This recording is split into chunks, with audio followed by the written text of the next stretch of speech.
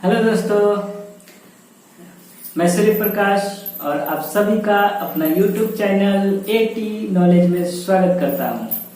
तो दोस्तों, हम लोग ने लूसेंट का बुक पढ़ना शुरू किया था।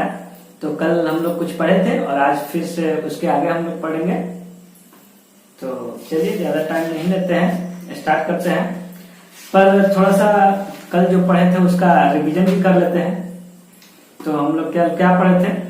तो कल हम लोग पढ़े थे कि प्राचीन भारत पढ़े थे। तो प्राचीन भारत में पढ़े थे, प्राचीन भारत का इतिहास के बारे में जानने का जो स्रोत है वो 4 स्रोत है। पहला से कौन धर्म ग्रंथ, ऐतिहासिक ग्रंथ, विदेशियों का विवरण, और चौथा है पुरातात्विक संबंधित साक्ष्य। और इसमें हम लोग पढ़े थे कि धर्म ग्रंथ, ऐतिहासिक ग्रंथ से मिलने वाली महत्वपूर्ण जानकारियां। तो उसमें हम लोग ये पढ़े थे कि जो धर्म ग्रंथ है वो वेद है, ठीक है। और वेद जो है वो 4 तरह के वेद है। पहला है ऋग्वेद, दूसरा है यजुर्वेद, तीसरा है सामवेद और चौथा है अथर्ववेद। उसके बाद हम लोग पढ़े थे ऋग्वेद के बारे में। तो ऋग्वेद ऋचाओं के क्रमबद्ध ज्ञान को ऋग्वेद कहा जाता है। और ऋग्वेद में 10 मंडल हैं, 1028 सूक्ति हैं, 10,462 ऋचाएं हैं। और ऋग्वेद पढ़ने वाले ऋषि को होत्री कहते हैं। और ऋग्वेद के तीसरे मंडल में सूर्य देवता सावित्री को समर्पित गायत्री मंत्र का उल्लेख है। और ऋग्वेद के 9वें मंडल में देवता सोम का उल्लेख है। और ऋग्वेद के 10वें मंडल में बताया गया है कि पुरुष सूक्त का 4 वर्ण जो वर्णन किया गया था, वह जैसे में कि ब्राह्मण, क्षत्रिय, वैश्य एवं शूद्र। ये ब्रह्मा के जैसे कि ब्राह्मण ब्रह्मा के मुख से, क्षत्रिय ब्रह्मा के भुजाओं से, और वैश्य ब्रह्मा के जांघ से, और शूद्र ब्रह्मा के पैर से उत्पन्न हुए हैं। इस तरह से पढ़े थे हम लोग कल, ठीक है। और ये भी पढ़े थे कि ऋग्वेद में इंद्र के लिए 250 तथा अग्नि के लिए 200 ऋचाओं का वर्णन है। उसके बाद हम लोग पढ़े थे यजुर्वेद में बलि के समय अनुपालन के नियम के बारे में दिया गया था। और यजुर्वेद को पढ़ने वाले ऋषि को अथर्वी कहते हैं। और यजुर्वेद एक ऐसा वेद है जो गद और पद दोनों में है। उसके बाद पढ़े थे सामवेद। और सामवेद एक ऐसा वेद है जिसको गाया भी जा सकता है। और भारतीय संगीत का जनक भी सामवेद को माना जाता है। उसके बाद पढ़े थे अथर्ववेद। और अथर्ववेद का जो रचयिता है वह है अथर्वा ऋषि द्वारा रचित किया गया था। अथर्ववेद में रोग निवारण, तंत्र मंत्र, जादू टोना, ये सब के बारे में जानकारी मिलता है। और इसमें हम लोग पढ़े थे कि सबसे प्राचीन वेद कौन है? ऋग्वेद। और सबसे बाद का जो वेद है वह कौन है? अथर्ववेद। यानी कि सबसे पुराना, सबसे पहले ऋग्वेद लिखा गया, उसके बाद अथर्ववेद लिखा गया, सबसे बाद में। और वेद को भली भांति समझने के लिए 6 वेदांग की रचना किया गया था। और 6 वेदांग कौन कौन है? पहला है शिक्षा, दूसरा है ज्योतिष, तीसरा है कल्प, चौथा है व्याकरण, 5वां है निरुक्त एवं 6ठा है छंद, ठीक है। और भारतीय इतिहास कथाओं का सबसे अच्छा स्रोत पुराणों में मिलता है। पुराणों की संख्या कितना है? 18 पुराण है। और पुराण का रचयिता कौन है? तो पुराणों का रचयिता है लोमहर्ष, और या फिर इनके पुत्र उग्रश्रवा को माने गया है, ठीक है। लेकिन पुराण 18 हुआ, लेकिन इन पुराणों में 5 पुराण ऐसे हैं जिसमें राजाओं का वंशावली मतलब क्रमबद्ध अच्छा से ज्ञान मिलता है। वो कौन कौन का है? तो मत्स्य, वायु, विष्णु, ब्राह्मण एवं भागवत। और हम पढ़े थे इसमें कि विष्णु पुराण से किस वंश का मिलता है जानकारी? तो मौर्य वंश का। विष्णु पुराण से मौर्य वंश का। और मत्स्य पुराण से आंध्र सतवाहन वंश का जानकारी मिलता है। वायु पुराण से गुप्त वंश का जानकारी मिलता है। उसके बाद हम लोग क्या पढ़े थे? उसके बाद पढ़े थे कि स्त्री का सबसे गिरी हुई स्थिति बताया गया था मैत्रेयानी में। यानी कि मैत्रेयानी संहिता है, इसमें कहा गया था कि पुरुष का जैसे बहुत सारे गलत आदत होते हैं, जिसमें सबसे बड़ा आदत है शराब, दूसरा है जुआ, उसी तरह से स्त्री एक गलत आदत है, तीसरा गलत एक आदत है, ऐसा कहा गया था मैत्रेयानी संहिता में। लेकिन शतपथ ब्राह्मण में स्त्री को पुरुष का अर्धांगिनी कहा गया है। ठीक है, इसके आगे हम लोग पढ़े थे ये सब। चलिए विषय आज हम लोग अब आगे पढ़ते हैं उसके आगे। तो आज हम लोग पढ़ेंगे विदेशियों या विदेशी यात्रियों से मिलने वाली प्रमुख जानकारी। तो इसमें हम लोग सबसे पहले आज पढ़ेंगे कि यूनानी रोमन लेखक, जो यूनानी रोमन लेखक हुए वो कौन कौन थे, वो इसी के बारे में पढ़ते हैं। चलिए तो आगे बढ़ते हैं।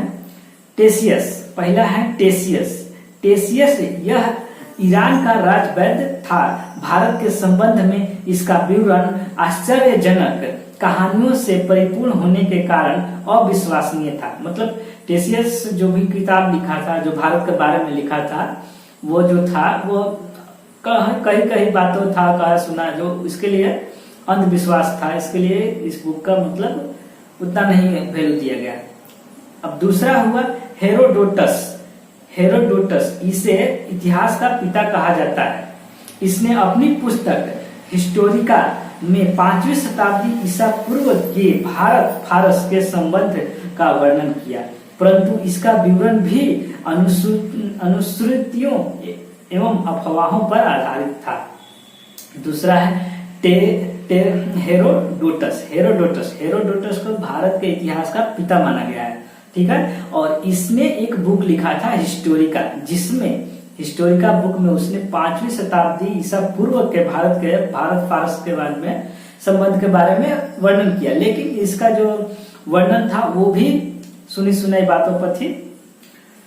ठीक है, उसके बाद सिकंदर के साथ आने वाले लेखकों में निर्याकस, अनेक्सिक्रटस तथा आस्टियोबुलस के विवरण अधिक प्रमाणिक एवं विश्वसनीय माने जाते हैं। उसके बाद चौथा है मेगास्थनीज। यह सेल्यूकस निकेटर का राजदूत था, जो चंद्रगुप्त मौर्य के राज दरबार में आया था। इसने अपनी पुस्तक इंडिका में मौर्य युगीन समाज एवं सांस्कृतिक विषय में लिखा। मतलब मेगास्थनीज जो है सेल्यूकस निकेटर का राजदूत था और चंद्रगुप्त मौर्य के राज दरबार में आया था मेगास्थनीज। और मेगास्थनीज ने अपना पुस्तक लिखा, उसका पुस्तक का नाम था इंडिका का लेखक मेगास्थनीज हुआ। मेगास्थनीज किस राज्य के शासन में आया था? चंद्रगुप्त मौर्य के। और ये मेगास्थनीज के कौन था? ये सेल्यूकस निकेटर का राजदूत था। आगे बढ़ते हैं तो डायमेकस, अगला है डायमेकस। यह सीरियन नरेश अंतियोकस का राजदूत था, जो बिंदुसार के दरबार में आया था। इसका विवरण भी मौर्य युग से संबंधित था। डायमेकस के बाद कौन आया? मेगास्थनीज के बाद कौन आया? डायमेकस। और यह सीरियन नरेश अंतियोकस का राजदूत था। और यह डायमेकस जो है वो किसके दरबार में आया था? बिंदुसार के राज दरबार में आया था। और इसका विवरण भी मौर्य युग के बारे में संबंधित है। उसके बाद आया डायोनिसियस। वो डायमेकस था और यह है डायोनिसियस। यह मिस्र नरेश टॉलमी फिलिडेल्फस का राजदूत था, जो अशोक के राज दरबार में आया था। उसके बाद है टॉलमी। इसने 2री शताब्दी में भारत का भूगोल नामक पुस्तक लिखी। टॉलमी भारत का भूगोल नामक पुस्तक का लेखक टॉलमी हुआ। उसके बाद है प्लिनी। इसने प्रथम शताब्दी में नेचुरल हिस्ट्री का नामक पुस्तक लिखी। इसमें भारतीय पशुओं, पेड़ पौधे, खनिज पदार्थों आदि के बारे में विवरण मिलता है। उसके बाद फेरिफ्लस ऑफ द इरिथ्रियंस सी। इस पुस्तक के लेखक के बारे में जानकारी नहीं है। यह लेख करीब 80 ईस्वी में महासागर की यात्रा पर आया था। इसने उस समय के भारत के बंदरगाहों तथा व्यापारिक वस्तुओं के बारे में जानकारी दी। मतलब ये बुक का नाम है फेरिफ्लस ऑफ द इरिथ्रियन सी। मतलब इसके लेखक के बारे में तो कुछ पता नहीं है, लेकिन ऐसा समझा जाता है कि ये इस बुक का जो लेखक है वो 80 ईस्वी में भारत हिंद महासागर की यात्रा पर आया था और इसने बंदरगाह तथा व्यापारिक के बारे में लिखा। ठीक है, ये सारे लोग थे यूनानी रोमन लेखक। लेकिन अब हम लोग आगे बढ़ेंगे। अब पढ़ेंगे चीनी लेखक। उसके बाद हम लोग पढ़ते हैं चीनी लेखक। चीनी लेखक में सबसे पहले है फाहियान। फाहियान यह चीनी यात्री गुप्त नरेश चंद्रगुप्त द्वितीय के दरबार में आया था। इसने अपने विवरण में मध्य प्रदेश के समाज एवं संस्कृति के बारे में वर्णन किया। इसने मध्य प्रदेश की जनता को सुखी एवं समृद्धि बताया। मतलब जब फाहियान आया वह चीन का था और वह चंद्रगुप्त द्वितीय के दरबार में आया और इसने अपनी पुस्तक जो भी लिखा उसमें कहा कि मध्य प्रदेश की जो जनता है वह सुखी और समृद्धि है। उसके बाद आगे बढ़ते हैं और आगे पढ़ते हैं संयुगन यह 518 ईस्वी में भारत आया। इसने अपने 3 वर्ष की यात्रा में बौद्ध धर्म की प्राप्तियां एकत्रित की। ठीक है, संयुगन मतलब इसने 3 वर्ष रहा भारत में, लेकिन 3 वर्ष में सिर्फ जो है बौद्ध धर्म की प्राप्तियां एकत्रित किया। उसके बाद है ह्वेनसांग यह हर्षवर्धन के शासन काल में भारत आया था। ह्वेनसांग 629 ईस्वी में चीन से भारत वर्ष के लिए प्रस्थान किया और लगभग 1 वर्ष की यात्रा के बाद सर्वप्रथम भारतीय राज्य कपीसा पहुंचा। भारत में 15 वर्ष तक ठहर कर 645 ईस्वी में चीन लौट गया। वह बिहार में नालंदा जिला स्थित नालंदा विश्वविद्यालय में अध्ययन करने तथा भारत से बौद्ध ग्रंथों को एकत्र कर ले जाने के लिए आया था। इसका भ्रमण वृत्तांत सीयूकी नाम से प्रसिद्ध है, जिसमें 138 देशों का विवरण मिलता है। इसने हर्षकालीन समाज, धर्म तथा राजनीति के बारे में वर्णन किया। इसके अनुसार सिंध का राजा क्षुद्र था। मतलब जब फाहियान आया तो वह चीन का यात्री था और 629 ईस्वी में चीन से चला था और 1 साल का सफर करने के बाद वह भारत पहुंचा और भारत में सबसे पहले कहां पहुंचा? कपीसा पहुंचा। ठीक है, यह सर्वप्रथम भारतीय राज्य कपीसा पहुंचा। उसके बाद 15 साल यहाँ पर रहा। उसने नालंदा विश्वविद्यालय में अध्ययन किया और उसके बाद 645 में वापस चला गया और इसने एक जो भी भ्रमण किया उस भ्रमण को एक बुक में लिखा और उस बुक का नाम क्या था? सीयूकी। तो जो ह्वेनसांग का भ्रमण बुक है उसका नाम है सीयूकी और इसमें सीयूकी जो इसका बुक है उसमें 138 देशों के बारे में मिलता है, लगभग विवरण मिलता है। और इसके अनुसार मतलब कि ह्वेनसांग के अनुसार जो सिंध का राजा था वह एक क्षुद्र था। और यहाँ नोट में कुछ लिखा है तो ह्वेनसांग के अध्ययन के समय नालंदा विश्वविद्यालय के कुलपति आचार्य शिलभद्र थे। मतलब ह्वेनसांग जब पढ़ते थे उस समय नालंदा विश्वविद्यालय का जो कुलपति था वह कौन था? शिलभद्र। उसके बाद चौथा यहाँ पर दिया हुआ है इत्सिंग यह 7वीं शताब्दी के अंत में भारत आया। इसने अपने विवरण में नालंदा विश्वविद्यालय, विक्रमशिला विश्वविद्यालय तथा अपने समय के भारत का वर्णन किया। ठीक है, अब आगे पढ़ते हैं। ये तो होते चीनी यात्री लोग थे। अब हम लोग पढ़ेंगे अरबी लेखक। अरबी लेखक में सबसे पहला है अल-बुरूनी। यह महमूद गजनी के साथ भारत आया था। अरबी में लिखी गई उसकी कृति किताब उल हिंद या फिर तहकीक ए हिंद, भारत की खोज। तहकीक ए हिंद का मतलब होता है भारत का खोज। आज भी इतिहासकारों के लिए एक महत्वपूर्ण स्रोत है। यह एक विस्तृत ग्रंथ है जो धर्म और दर्शन, त्योहारों, खगोल विज्ञान, कीमिया, रीति रिवाज तथा प्रथाओं, सामाजिक जीवन, भार तौल तथा मापन विधियों, कला, कानून, मापतंत्र, विज्ञान आदि विषयों के बारे पर 80 अध्यायों में विभाजित है। मतलब अल-बुरूनी जो था उसका बुक जो लिखा हुआ था उसका किताब उल हिंद या फिर तहकीक ए हिंद। तहकीक ए हिंद का मतलब है भारत की खोज। उसमें बहुत सारा चीजों का इसने विवरण दिया था। यह भारत मतलब इतिहास के बारे में जानने के लिए एक बहुत अच्छा स्रोत है, क्योंकि इसमें बहुत सारी चीजों के बारे में लिखा हुआ है ना, जैसे कि त्योहार के बारे में, खगोल विज्ञान के बारे में, रीति रिवाज, माप तौल, जीवन, मतलब बहुत चीज लिखा हुआ था। इसलिए अल-बुरुनी का ये जो बुक है वो बहुत अच्छा स्रोत है इतिहास के बारे में जानने के लिए। ठीक है, आगे बढ़ते हैं हम लोग। अपन इब्न बतूता इसके द्वारा अरबी भाषा में लिखा गया उसका यात्रा वृत्तांत, जिसे रिहाला कहा जाता है, 14वीं शताब्दी में भारतीय उपमहाद्वीप के सामाजिक तथा सांस्कृतिक जीवन विषय में बहुत ही प्रचुर तथा सबसे रोचक जानकारियां देता है। जो इब्न बतूता है, आगे पढ़ लेते हैं अभी। और 1333 ईस्वी में दिल्ली पहुंचने पर इसकी विद्वता से प्रभावित होकर सुल्तान मोहम्मद बिन तुगल ने उसे दिल्ली का काजी या न्यायाधीश नियुक्त किया। मतलब इब्न बतूता जो था वह बहुत विद्वान था, और ये जो उसका यात्रा वृत्तांत मतलब जो भी वो घुमा फिरा जो बुक लिखा उसका रिहाला नाम है। मतलब रिहाला का लेखक कौन हो जाएगा? Ibn Battuta. या 14वीं शताब्दी में भारत आया था और 1333 ईस्वी में यह दिल्ली पहुंचा, और इससे मतलब वहां के जो सुल्तान थे उस समय, सुल्तान मोहम्मद बिन तुगल, इससे इतना प्रभावित हुए, इतना मतलब इसका ज्ञान से प्रभावित हुए कि इसको दिल्ली का काजी या न्यायाधीश, मतलब एक ही होता है, काजी या न्यायाधीश को नियुक्त कर दिया उसको। चलिए यहाँ पर दिया हुआ है कुछ अन्य लेखक। तो अन्य लेखक हैं तारानाथ।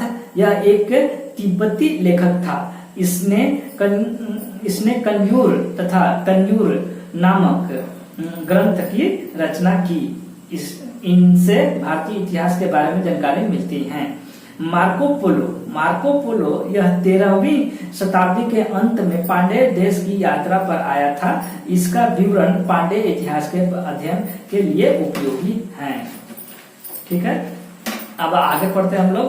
और आगे है पुरातात्विक संबंधित साक्ष्य से मिलने वाली जानकारी।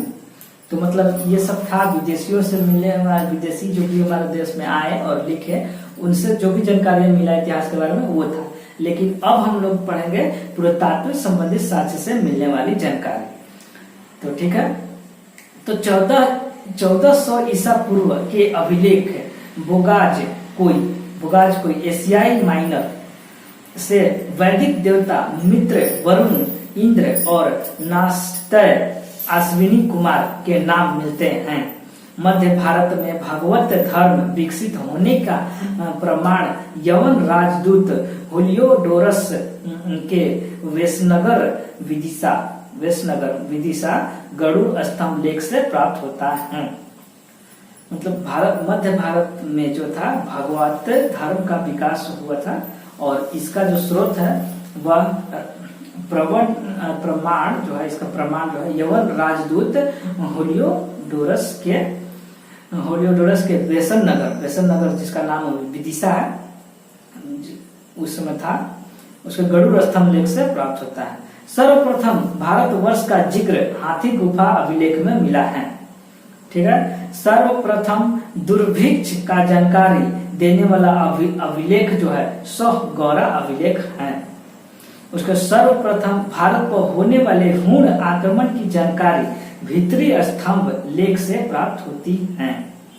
सती प्रथा का पहला लिखित साक्ष्य एरन अभिलेख, शासक उस समय थे भानुगुप्त, से प्राप्त होती है। मतलब सती प्रथा का जो साक्ष्य मिला था, लिखित साक्ष्य, वह एरन अभिलेख से मिला था, एरन अभिलेख।